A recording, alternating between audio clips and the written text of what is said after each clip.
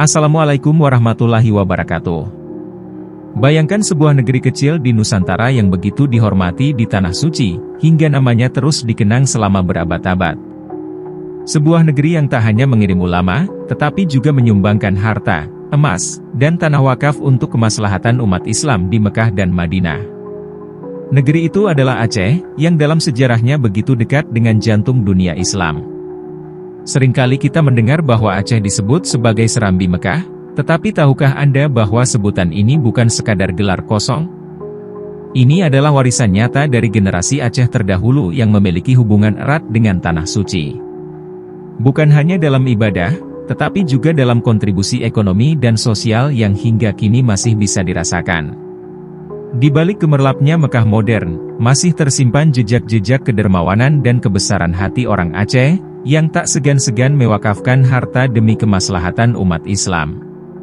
Sebutan negeri Aceh adalah tidak asing bagi sebagian orang Arab walaupun sekarang hanyalah salah satu provinsi di negeri ini. Karena itu, kita dapat memandang bahwa martabat orang Aceh di Arab Saudi sangat luar biasa. Sejauh ini, gelar ini memang tidak begitu banyak, namun mengingat kontribusi para Asy ini pada kerajaan Saudi Arabia, dari situ kita berkeyakinan bahwa ada hubungan yang cukup kuat secara emosional antara tanah Arab ini dengan serambinya, yaitu Aceh. Banyak sekali orang Arab keturunan Aceh mendapat kedudukan bagus di kerajaan Saudi Arabia, seperti almarhum Syekh Abdul Ghani Asy, mantan ketua Bulan Sabit Merah Timur Tengah. Almarhum Dr. Jalal Asy, mantan Wakil Menteri Kesehatan Arab Saudi. Dr. Ahmad Asy, mantan Wakil Menteri Haji dan Wakaf. Dan banyak sekali harta wakaf negeri Aceh sekarang masih wujud di sana. Kita akan menguak tradisi sumbang-menyumbang masyarakat Aceh di Tanah Hijaz, Mekah, Saudi Arabia, pada abad ke-17 Masehi. Ini menarik agar kita tahu bagaimana kontribusi Aceh atas Tanah Hijaz sekarang bernama Saudi Arabia, di mana orang Aceh tidak hanya mewakafkan tanah, melainkan juga emas yang didatangkan khusus dari bumi Serambi ke negeri Mekah Al-Mukarramah ini. Diriwayatkan bahwa pada tahun 1672 Masehi, Syarif Barakat penguasa Mekah pada akhir abad ke-17 mengirim duta besarnya ke timur, mencari sumbangan untuk pemeliharaan Masjidil Haram. Karena kondisi Arab pada saat itu masih dalam keadaan miskin. Kedatangan mereka ke Aceh setelah Raja Mogol, Aurangzeb, tahun 1658 sampai dengan 1707. Tidak mampu memenuhi keinginan Syarif Barakat itu. Dia saat itu belum sanggup memberi sumbangan seperti biasanya ke Masjidil Haram. Setelah 4 tahun rombongan Mekah ini terkatung-katung di Delhi, India. Atas nasihat pembesar di sana, rombongan ini berangkat ke Aceh dan tiba di Aceh pada tahun 1092 Hijriah, atau tepat pada tahun 1681 Masehi. Sampai di Aceh, duta besar Mekah ini disambut dan dilayani dengan baik dan hormat oleh Sri Ratu Zakiyatuddin Inayat Shah tepat pada tahun 1678 hingga 1688 Masehi. Di luar dugaan, kedatangan utusan Syarif Mekah ini menyulut semangat kelompok Wujudiyah yang anti pemerintahan perempuan. Namun, karena sosok Sultanah Zakiyatuddin yang alim dan mampu berbahasa Arab dengan lancar. Bahkan menurut sejarah, dia berbicara dengan para tamu ini dengan menggunakan tabir dari Sutra Dewangga. Utusan Arab sangat gembira diterima oleh Sri Ratu Zakiyatuddin, karena mereka tidak mendapat pelayanan serupa ketika di New Delhi, India. Bahkan 4 tahun mereka di India, tidak dapat bertemu Aurangzeb. Ketika mereka pulang ke Mekah, Sri Ratu Zakiyatuddin Inayat Shah, memberi mereka tanda mata untuk rombongan dan Syarif Mekah.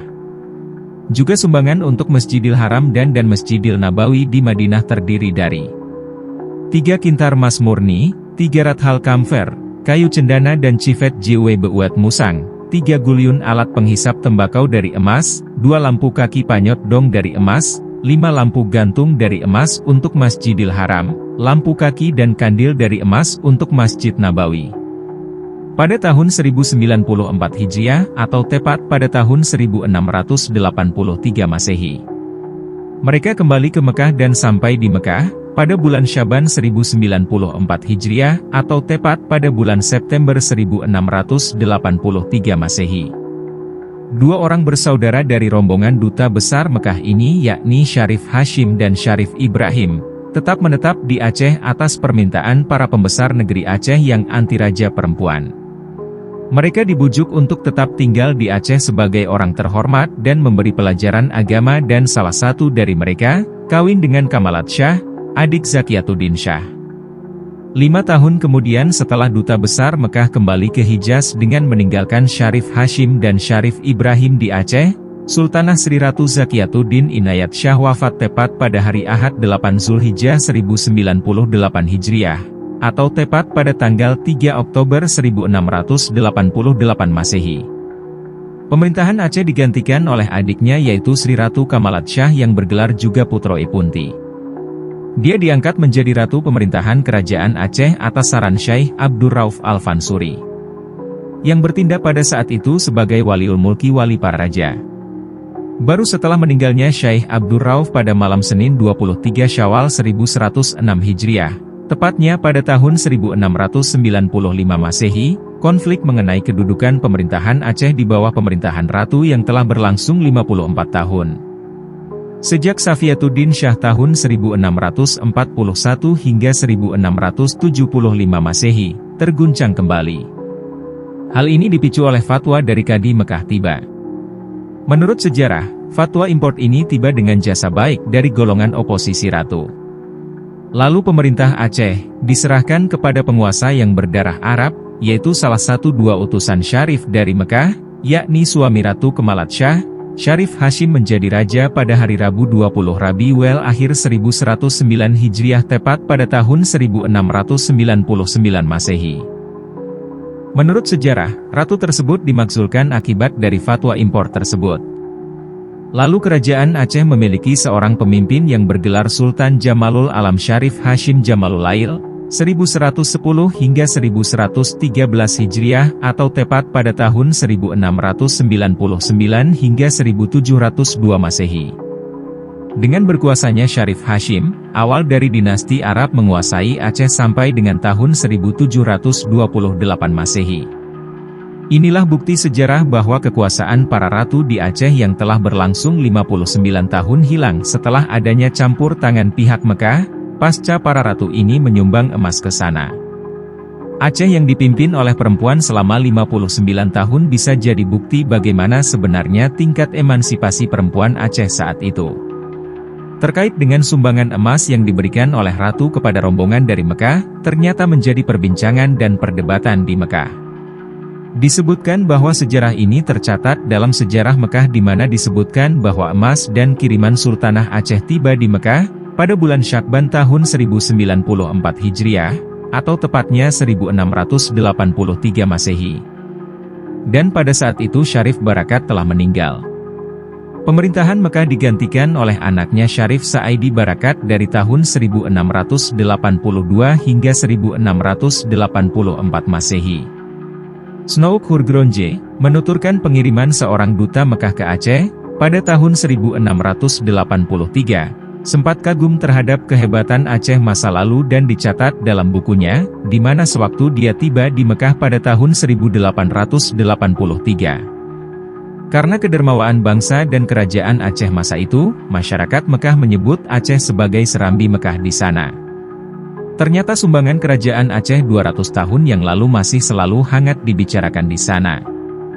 Menurutnya berdasarkan catatan sejarah Mekah yang dipelajarinya, barang-barang hadiah itu sempat disimpan lama di rumah Syarif Muhammad Al-Harits.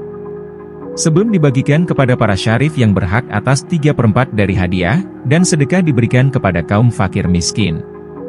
Sedangkan sisanya diserahkan kepada Masjidil Haram dan Masjid Nabawi.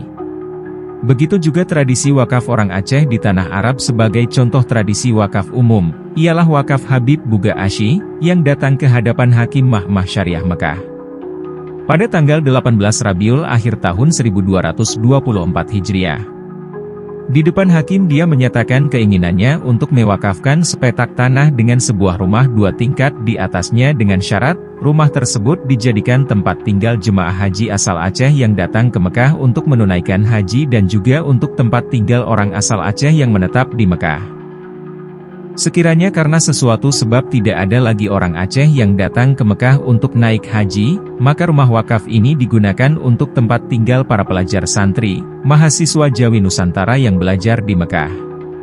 Sekiranya karena sesuatu sebab mahasiswa dari Nusantara pun tidak ada lagi yang belajar di Mekah, maka rumah wakaf ini digunakan untuk tempat tinggal mahasiswa Mekah yang belajar di Masjidil Haram. Sekiranya mereka ini pun tidak ada juga, maka wakaf ini diserahkan kepada Imam Masjidil Haram untuk membiayai kebutuhan Masjidil Haram. Menurut sejarah, sebenarnya bukan hanya wakaf Habib Bugak yang ada di Mekah, yang sekarang hasilnya sudah dapat dinikmati oleh para jamaah haji dari Aceh tiap tahunnya lebih kurang 2.000 rial per jamaah. Peninggalan Aceh di Mekah bukan hanya sumbangan emas pada masa pemerintahan Ratu ini, juga harta-harta wakaf yang masih wujud sampai saat ini seperti 1. Wakaf Syekh Habib Buga Al-Asy. 2. Wakaf Syekh Muhammad Saleh Asy dan istrinya Syaikah Asyah, sertifikat nomor 324, di Kasasyah. 3. Wakaf Sulaiman bin Abdullah Asy, di Sukulail, Pasar Seng. 4. Wakaf Muhammad Abid Asy. 5. Wakaf Abdul Aziz bin Marzuki Asy. 6. Wakaf Datuk Muhammad Abid Panyang Asy, di Mina. 7. Wakaf Aceh di Jalan Suk Al-Arab di Mina. 8. Wakaf Muhammad Saleh Asy, di Jumrah Ula di Mina. 9. Rumah wakaf di kawasan Baladi di Jeddah. 10. Rumah wakaf di Taif. 11. Rumah wakaf di kawasan Hai Al-Hijrah Mekah. 12. Rumah wakaf di kawasan Hai Al-Raudah, Mekah. 13. Rumah wakaf di kawasan Al-Aziziyah, Mekah. 14. Wakaf Aceh di Sukulail, Zugak Al-Jabal, di kawasan Gaza, yang belum diketahui pewakafnya. 15. Rumah wakaf Syekh Abdurrahim bin Jamaluddin Bawaris Asy, Tengku Syik di Awe Geuta, Peusangan di Syamiah Mekah, Syekh Abdussalam bin Jamaluddin Bawaris Asy, Tengku di Meurah, Samalanga di Syamiah, Abdurrahim bin Abdullah bin Muhammad Asy di Syamiah dan Khadijah binti Muhammad bin Abdullah Asy di Syamiah. Inilah bukti bagaimana generous antara ibadah dan amal saleh orang Aceh di Mekah. Mereka lebih suka mewakafkan harta mereka, ketimbang dinikmati oleh keluarga mereka sendiri. Namun, melihat pengalaman wakaf Habib Bugak, agaknya rakyat Aceh sudah bisa menikmati hasilnya sekarang. Fenomena dan spirit ini memang masih sulit kita jumpai pada orang Aceh saat ini, karena tradisi wakaf tanah tidak lagi dominan sekali. Karena itu, saya menganggap bahwa tradisi leluhur orang Aceh yang banyak mewakafkan tanah di Arab Saudi perlu dijadikan sebagai contoh tauladan yang amat tinggi maknanya. Hal ini juga dipicu oleh kejujuran pengelolaan wakaf di negeri ini, di mana semua harta wakaf masih tercatat rapi di Mahkamah Syariah Saudi Arabia. Sebagai bukti bagaimana kejujuran pengelolaan wakaf di Arab Saudi, pada tahun 2008, Masjidil Haram diperluas lagi ke kawasan Syamiah dan Pasar Seng. Akibatnya ada 5 persil tanah wakaf orang Aceh terkena penggusuran. Tanah wakaf tersebut adalah kepunyaan Sulaiman bin Abdullah Asy, Abdurrahim bin Jamaluddin Bawaris Asy, Tengku Syik di Awe Geuta, Peusangan, Syekh Abdussalam bin Jamaluddin Bawaris Asy, Tengku di Meurah, Samalanga, Abdurrahim bin Abdullah bin Muhammad Asy dan Khadijah binti Muhammad bin Abdullah Asy. Di Mekah juga, sempat bertemu dengan Sayyidah Taliyah Mahmud Abdul Ghani Asy, serta Sayyid Husain, seorang pengacara terkenal di Mekah untuk mengurus pergantian tanah wakaf yang bersertifikat nomor 300, yang terletak di daerah Syamiah yang terkena pergusuran guna perluasan halaman utara Masjidil Haram Mekah Al-Mukarramah, yang terdaftar petak persil penggusuran nomor 608, yang diwakafkan oleh Syekh Abdurrahim Bawaris Asy, Tengku Syik di Awe Geuta, Peusangan, dan adiknya Syekh Abdussalam Bawaris Asy, Tengku di Meurah, Samalanga. Memang pada asalnya 75% tanah di sekitar Masjidil Haram adalah tanah wakaf, apakah itu wakaf khusus atau wakaf umum. Dan sebagiannya ada milik orang-orang Aceh dulu, dan ini bagian dari kejayaan Aceh, yang pernah masuk dalam 5 besar negeri Islam di dunia, bersama Turki, Maroko, Iran, Mughal di India dan Aceh Darussalam di Asia Tenggara. Menurut peraturan pemerintah Saudi Arabia, para keluarga dan nadir dapat menuntut ganti rugi, dengan membawa bukti kepemilikan. Tentu memerlukan proses yang lama, ia menelusuri siapa nadir tanah wakaf tersebut, penunjukan pengacara dan lain-lain, bisa menghadap pengadilan agama Mekah, menuntut ganti rugi dan penggantian di kawasan lain di Mekah, sehingga tanah wakaf tersebut tidak hilang. Kalau seandainya tidak ada keluarga pewakaf lagi khusus untuk wakaf keluarga, maka sesuai dengan ikrar wakaf akan beralih milik Masjidil Haram atau Baitul Mal. Inilah pelajaran atau hikmah tradisi wakaf di Mekah yang semoga bisa menjadi contoh yang baik bagi pengelolaan wakaf di Aceh. Itulah secuil catatan yang tercecer tentang wakaf orang Aceh di tanah Arab, walaupun generasi sekarang hanya mengenal bahwa Aceh adalah serambi Mekah.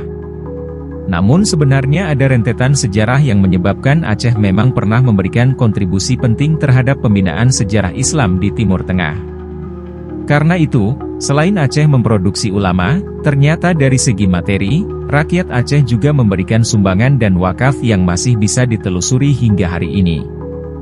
Karena itu, dapat kita duga kuat bahwa tradisi Islam memang telah dipraktikkan oleh orang Aceh saat itu, di mana tangan di atas lebih baik daripada tangan di bawah. Akibatnya, kehormatan orang Aceh sangat disegani, baik oleh kawan maupun lawan. Dalam hal ini, harus diakui bahwa Snouk telah berjasa merekam beberapa akibat dari episode sejarah kehormatan orang Aceh.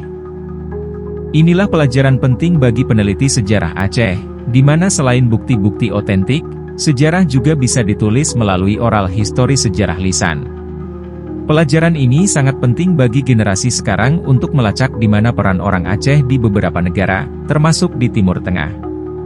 Inilah sekelumit hasil muhibah saya ke Arab Saudi, dan kita benar-benar terkesima dengan pengakuan identitas Asy dan pola pengelolaan wakaf di Arab Saudi. Selain ini, di dalam perjalanan ini, saya sempat berpikir apakah nama baik orang Aceh di Arab Saudi bisa sederajat dengan nama baik Aceh di Indonesia dan di seluruh dunia. Yang menarik adalah hampir semua negara yang saya kunjungi, nama Aceh selalu dihormati dan dipandang sebagai bagian dari peradaban dunia. Sejarah mencatat bagaimana Aceh bukan hanya negeri yang melahirkan ulama besar, tetapi juga para dermawan yang rela memberikan hartanya demi agama. Sumbangan emas, tanah wakaf, dan jejak kontribusi lainnya di Arab Saudi adalah bukti nyata bagaimana Aceh pernah berdiri sejajar dengan kerajaan-kerajaan besar dunia Islam. Kini, tugas kita adalah menjaga dan meneruskan warisan ini, agar kebesaran Aceh tidak hanya menjadi kenangan, tetapi tetap hidup dalam tindakan nyata. Semoga sejarah ini menginspirasi kita untuk terus berbuat baik, menghidupkan kembali semangat kedermawanan, dan menjaga kehormatan yang telah diwariskan oleh para pendahulu kita. Wassalamualaikum warahmatullahi wabarakatuh.